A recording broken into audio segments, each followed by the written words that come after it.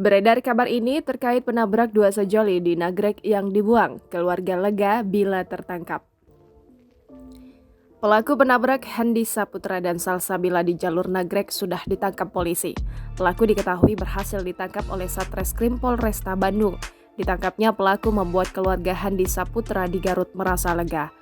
Entes Hidayatullah, ayah Handi, mengatakan dirinya lega mengetahui penabrak anaknya tersebut sudah diamankan polisi.